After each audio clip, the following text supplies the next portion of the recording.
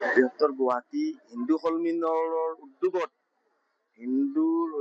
আমাৰ পাথৰকুৱাৰী বস্তি হিন্দু সন্মিলনৰ উদ্যোগত আমি পাথৰকুৱাৰী নাৰেঙ্গী ক্ৰীড়া খেলপথাৰত আমি অনুষ্ঠিত কৰিছোঁ। এইটো মানে ইয়াৰ অৰ্থ যে এইটো নহয় যে আমাৰ কি আজি আমাৰ হিন্দু জাতিটো চেদেলি ভেদেলি হৈ গৈছে।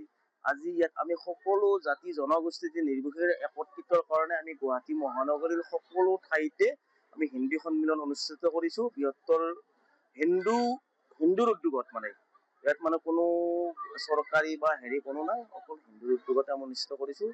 আমাৰ এইটো সকলো ঠাইতে আছে। অহা 8 তাৰিখে নাৰেঙ্গীতো আছে, তাৰপিছত অন্য ঠাইত কমনে আছে। মানে কি কাৰ্যসূচী এইটো আমাৰ ৰাতিপুৱা আছিল আমাৰ হিন্দু ফ্লেগ হোষ্টিং আছিল, তাৰপিছত আছিল শ্বহীদ দৰ্পণ আছিল, তাৰপিছত সাংস্কৃতিক কাৰ্যসূচীও ৰখা হৈছিল, বিভিন্ন বাৰবৰণীয় সাংস্কৃতিক কাৰ্যসূচী।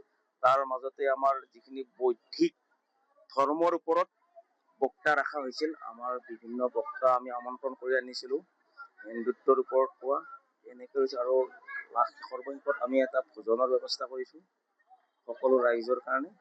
এইটোৱে ৰাইজৰ যিমান জাতি জনজাতি গোষ্ঠী আছে সবক একত্ৰিত কৰাৰ বাবে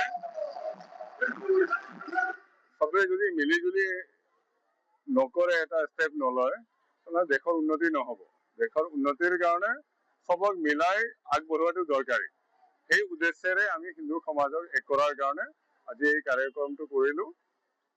এইখিনি যিমান হিন্দু ৰাইজ আছে নিজৰ ভেদাভেদটো শেষ কৰি এক হ'ব লাগে আৰু দেশৰ আইন মানি দেশৰ উন্নতিৰ বাবে কাম কৰিব লাগে মিলি কেনে।